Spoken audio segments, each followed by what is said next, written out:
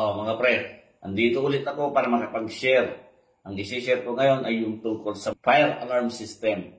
Yung nauna na video ko ay tungkol sa conventional fire alarm system. Ngayon, ang isi-share ko ay yung tungkol sa addressable fire alarm system.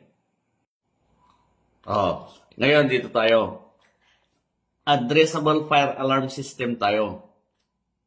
Ngayon, dito sa loob ng fire alarm control panel, may mababasa ka dyan na para sa AC, tapos DC, tapos yung pagkukunikan ng mga device.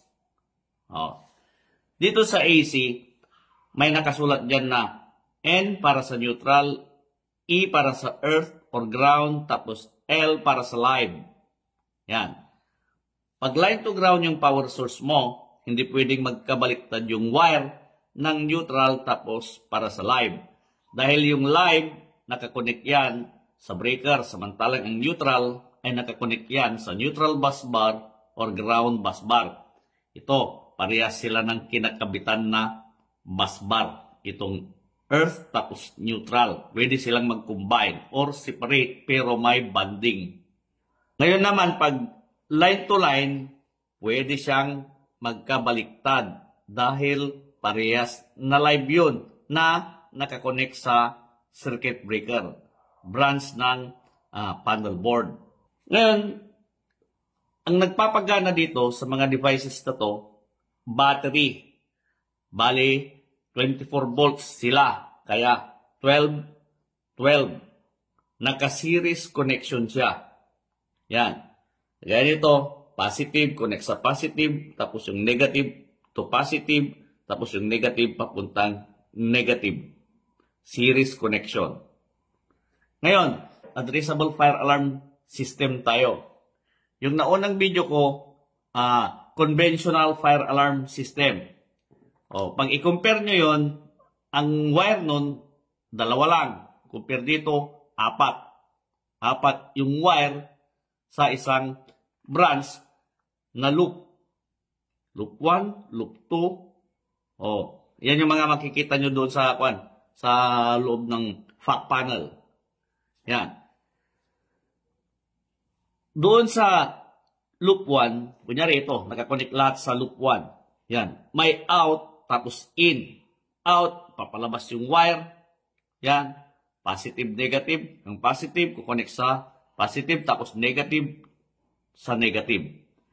Tapos paglabas, connect sa other device, yung red sa positive, tapos yung green sa negative. Or positive sa positive, tapos negative sa negative. Ganon din sa connection ng susunod na device hanggang sa dulo. Doon sa conventional fire alarm system, pagdating sa dulo, may EOL siya or end of line resistor. Pero dito, may wire na pabalik na 2. Ito yun, papuntang in sa loop 1. Yan. Parang itong buo na ito, isang branch sa fact panel.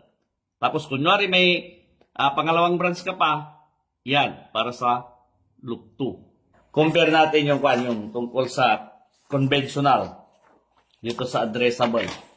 Dito sa addressable, sa isang branch, kunyari sa loop na ito, 4 na wire. Sa isang conduit pipe. Dito, tigda 2. Tapos, ganun din dito. Tapos, yung tungkol sa sound, tapos zone, magkahiwalay. Ito, pwedeng mag-combine lahat dito, tapos nakaprogram sa fact panel. Kunwari dito, zone 1 sa ground floor, zone 2 sa second floor. Kunwari may sunog sa second floor, makikita mo siya sa zone 2. Mag-a-appear dito sa fact panel. Samantalang dito, nakaprogram siya. Makikita mo yung device na may problema. Tapos, kung anong location na floor. Compare mo dito. Mas advanced ang addressable fire alarm system. Yan. Ayos, okay.